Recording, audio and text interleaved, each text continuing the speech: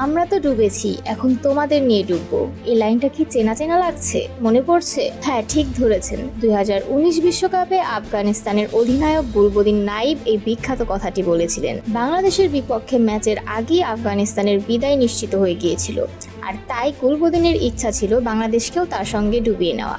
আজ 5 বছর পর যেন সেই ইতিহাস আবার ফিরে এলো, তবে এবার অন্য এক চরিত্রে, অন্য এক গল্পে। নাজমুল হোসেন শান্ত যদি এখন চান তাহলে তিনিও বলতে পারেন, আমরা তো ডুবেছি, পাকিস্তানকেও সঙ্গে নিয়ে ডুবিয়েছি। কেন, কি ঘটেছে? কারণ নিউজিল্যান্ডের কাছে 5 উইকেটের হারে বাংলাদেশের বিদায় চূড়ান্ত হয়ে গেছে, আর এর সঙ্গে সঙ্গে শেষ হয়ে গেছে পাকিস্তানের শেষ আশাটুকু।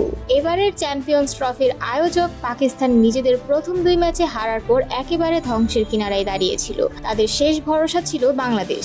আজ যদি বাংলাদেশ নিউজিল্যান্ডকে হারাতে পারত তাহলে পাকিস্তানের সেমিফাইনালে যাওয়ার আশা টিকে থাকতো, কিন্তু বাংলাদেশের হার মানে পাকিস্তানেরও হার। হ্যাঁ, পাকিস্তানের ভাগ্য এখন বাংলাদেশের সঙ্গেই ডুবে গেছে। এখন একটাই প্রশ্ন, বাংলাদেশ কি শুধু নিজের জন্যই খেলছিল নাকি পাকিস্তানের জন্য কিছু করার ছিল? ক্রিকেটে কেউ কারোর জন্য খেলে না, তবে টুর্নামেন্টের পরিস্থিতি এমনই দাঁড়িয়েছিল যে বাংলাদেশের জয় মানেই পাকিস্তানের বেঁচে থাকা, আর বাংলাদেশের হার মানেই পাকিস্তানেরও বিদায়। কিন্তু বাস্তবতা হলো বাংলাদেশের পারফরমেন্স এমনিতেই প্রশ্নবিদ্ধ ছিল। পুরো টুর্নামেন্টে দল পারফর্ম করতে পারেনি, ব্যাটিং বোলিং সবই ছিল দিশেহারা। তাই পাকিস্তানকে বাঁচানোর মতো শক্তি কি আদৌ ছিল?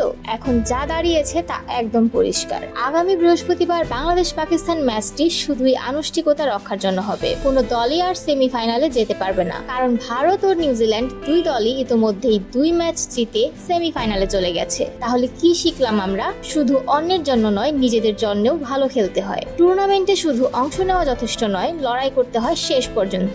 পাকিস্তানের মতো দল যদি বাংলাদেশের উপর ভরসা করে তাহলে বোঝাই যাচ্ছে তাদের অবস্থাও কতটা খারাপ। বাংলাদেশ তার নিজের ভাগ্যকে গড়ে নিতে পারেনি, কিন্তু সাথে সাথে পাকিস্তানকেও নিয়ে গেল ডুবিয়ে। ক্রিকেট যে শুধুই একটি খেলা নয়, এটা যে একটি নাটকীয়তার গল্প, সেটাই আবারও প্রমাণ হলো। আপনার কি মনে হয়, বাংলাদেশ কি জিততে পারতো?